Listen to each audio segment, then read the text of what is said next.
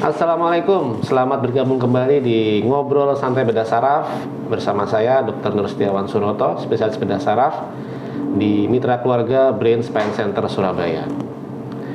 Pada siang ini kita bersama dengan Dr. Kevin, ya, dokter magang yang kebetulan di Brain Spine Center. Dr. Kevin sebelumnya berasal dari dinas di Tarakan ya. Ya, dokter. Mungkin Benar, Kevin bisa memperkenalkan diri? Ya, kemarin udah perkenalan dokter, saya asalnya dari Tarakan. Kebetulan juga saya magang di BSC. Jadi kemarin itu dengan dokter Uzi, dengan dokter Asra itu udah bicara tentang trauma. Jadi, trauma? Iya dokter.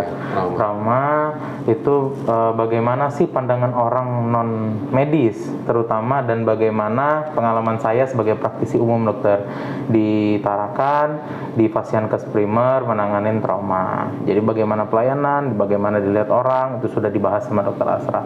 Mulai dari awal sampai transport sampai IGD udah tuh dokter udah dibahas. Wah, berarti udah sudah dapat ini ya.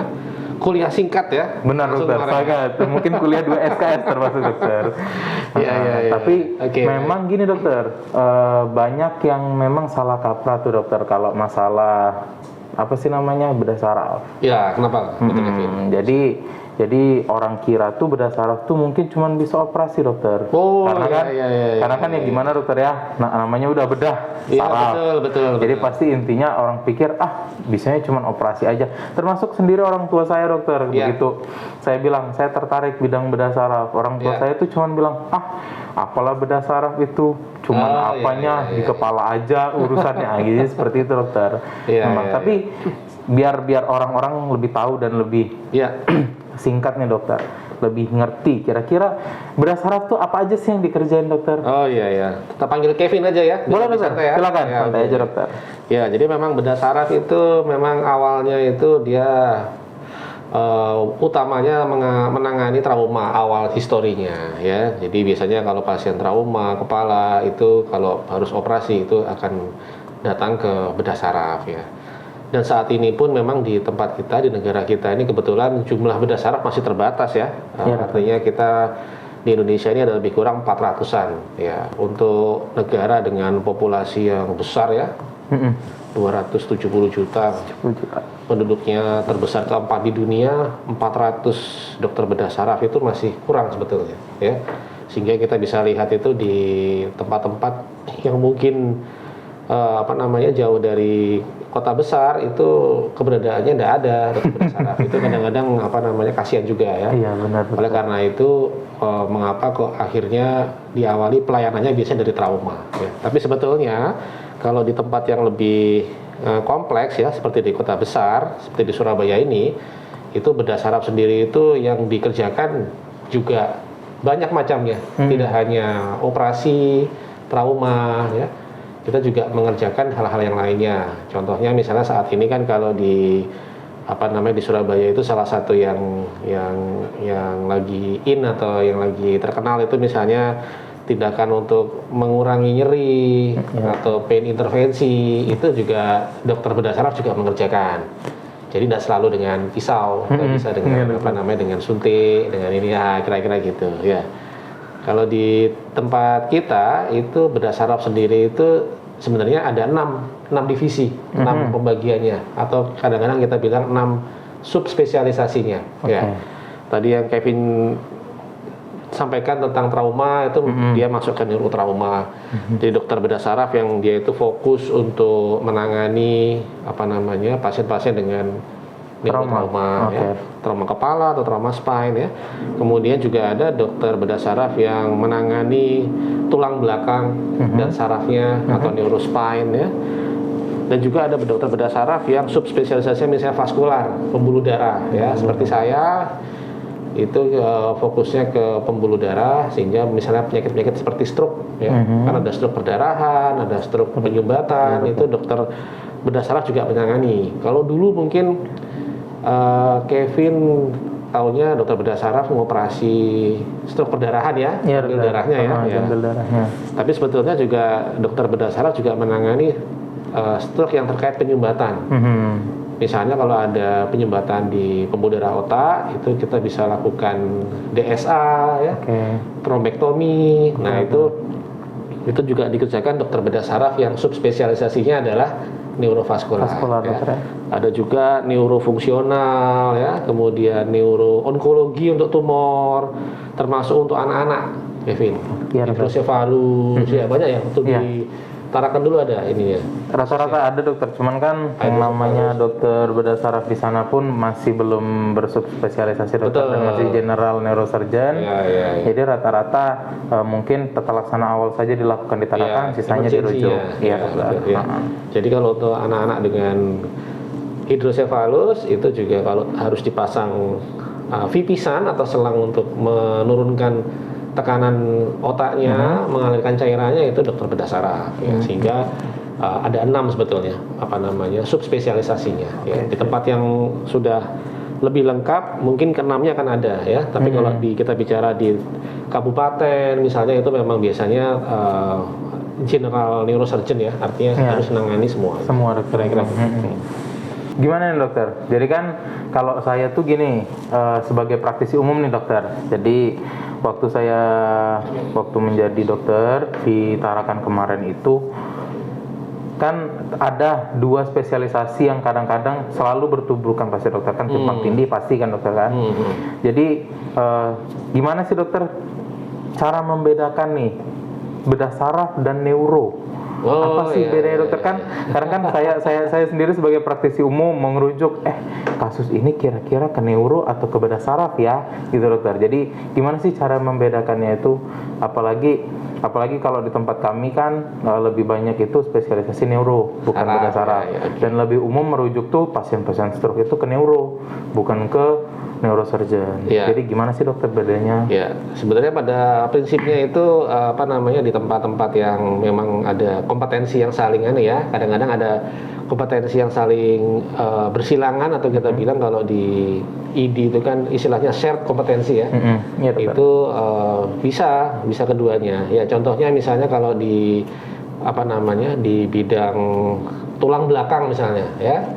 Itu dokter bedah saraf mengerjakan bisa, ya. Dokter spesialis bedah tulang atau ortopedi juga bisa, ya, sehingga tidak ada masalah, ya. Atau misalnya kalau stroke, ya, memang kalau di dokter bedah saraf itu kan image-nya kita kalau ada tindakan operasi, ya. Dan memang kalau di kabupaten atau di kota-kota yang lain yang mungkin yang masih terbatas jumlah bedah sarafnya, itu tidak mudah menemui dokter bedah saraf. Iya, benar dokter. Dia masih operasi atau apa, ya. Padahal pasien itu kan butuh pertolongan awal, ya. Karena itu sebetulnya tidak ada masalah, ya. Itu artinya kolaborasi, artinya kalau memang kebetulan yang sedang di dokter yang sedang ada di tempat dokter spesialis saraf akan ditemui oleh dokter spesialis saraf, ya. Kalau kebetulan dokter bedah sarafnya sedang bisa menemui, ya akan ditemui, ya. Pada prinsipnya kalau misalnya nanti ada kegawatan pasti akan dirujuk. Contoh misalnya ternyata biasanya kan kalau dari misalnya dari kecamatan atau apa itu kan belum ada CT scan, ya. Tapi kita tahu pasien ini kan ada stroke, ya, sehingga harus dirujuk kan gitu, ya. Nah, kalau dikirim dirujuk tentu saja kan dirujuk ke kota sekitar, itu mungkin rujukannya itu bisa ke dokter spesialis saraf, ya, yang paling banyak jumlahnya, atau ke dokter spesialis bedah saraf langsung, ya. Kalaupun nanti ke dokter spesialis saraf kemudian ternyata ada indikasi untuk dilakukan operasi, maka pasti oleh dokter spesialis sarafnya akan dikonsulkan ke kita. Jadi sebenarnya ada masalah, ya. Artinya bisa langsung bisa. Kalau ada aksesnya misalnya saya mau langsung konsultasi ke dokter bedah saraf, ya bisa, ya. Atau misalnya ternyata kok dokter bedah sarafnya sulit karena jumlahnya baru sedikit, mungkin lebih mudah, ya, tadi tuh dirujuk ke dokter spesialis saraf dulu, tidak ada masalah gitu. Berarti intinya merujuk ke siapa saja boleh dokter, ya? Boleh. Mau ke saraf, mau ke bedah saraf, selama itu kelainan saraf berarti tidak masalah spesialisnya, yang penting dirujuknya ke spesialis yang tepat, maksudnya saraf maupun bedah saraf sama. Iya, betul. Oke, berarti ujungnya nanti dari saraf, kalau memang dia membutuhkan tindakan baru dikonsulkan ke dokter bedah saraf. Dokter. Iya, betul. Oke, jadi kan dokter Iwan ini juga salah satu yang mungkin ahli untuk endovaskular nih dokter. Ya kan, maksudnya untuk stroke yang ya. dokter bilang tadi stroke penyumbatan kan dokter, kan rata-rata dengan endovaskular kan dokter. Kira-kira kalau stroke itu selalu dibedah, kalau di bedah saraf itu kan kalau sudah dibilang, Bu nanti saya konsulkan ke bedah saraf soalnya ini butuh penanganan bedah saraf. Nanti pasien tuh nanya tuh saya, Dok, masa saya stroke, masa ibu saya yang stroke ini nggak ini harus dibedah, nanti kepalanya dibuka ya dok ya, atau gimana? Apakah itu stroke itu selalu dibedah dokter, ataukah ada tindakan yang tidak harus dibedah atau yang invasif dokter? Jadi memang stroke itu kan kondisi yang emergensi yang harus segera mendapatkan penanganan.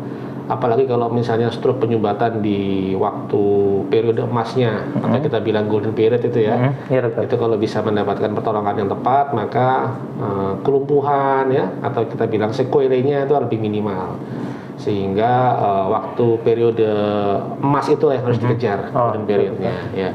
Memang tidak semua stroke itu pasti dioperasi ya. Contohnya misalnya, walaupun dia stroke perdarahan, tapi kalau volumenya kecil di lokasi-lokasi yang relatif non elokuen, tidak penting, itu kita bisa berharap perdarahannya yang kecil itu bisa diserap oleh tubuh. Tapi kalau terpaksa, memang jika dia besar perdarahannya sehingga menekan otak dan sarafnya, ada kemungkinan mengancam nyawanya, maka pada kasus seperti itulah yang kita terpaksa harus melakukan tindakan pembedahan. Untuk menentukan indikasi pembedahan atau tidaknya itu memang harus dilihat secara secara komprehensif. Artinya sudah ada CT scan-nya, fotonya, kemudian lihat kondisi pasiennya. Justru yang paling penting itu memang kalau menurut saya itu adalah teman-teman dokter umum emergensi di UGD, karena penata stroke itu sebenarnya berawal dari situ. Semakin bagus diagnosanya, semakin tepat penanganannya, maka perjalanan pemulihannya akan semakin bagus, dan itu diawali di UGD. Gitu. Jadi tidak selalu stroke itu harus operasi dan juga tidak semua stroke itu terapinya operasi. Kalau penyumbatan mungkin dengan obat atau bisa dilakukan DSA misalnya trombektomi. Tapi kalau misalnya terpaksa, terakhir kita kalau mengancam nyawa mungkin operasi kira-kira gitu. Jadi berarti intinya itu kalau misalkan operasi tidak selalu dokter ya. Kalau dia perdarahan kemungkinan besar dioperasi, tapi kalau memang dia non perdarahan misalkan sumbatan, bisa tergantung dari waktunya tadi dokter bilang golden time berarti. Berarti kalau misalkan dia golden time-nya hanya dengan obat, bisa dengan obat. Tapi kalau memang golden time-nya harus dilakukan tindakan non invasif dokter ya, seperti endovaskular ya dokter ya. Baru dilakukan endovaskular. Terus nih ada satu lagi nih dokter, mungkin ini yang paling sering ditanyakan sama masyarakat. Misalkan kayak saraf kejepit, atau misalkan ini kan itu misalkan sakit pinggang atau gimana itu dokter. Nah, apakah itu berhubungan dengan operasi terus dokter, ataukah misalkan kalau misalkan udah tua, kadang-kadang kasihan orang tuaku mau operasi pinggangnya kayak gini, apakah harus dioperasi ataukah bisa dokter seperti dikasih terapi seperti penghilang rasa nyeri gitu dokter?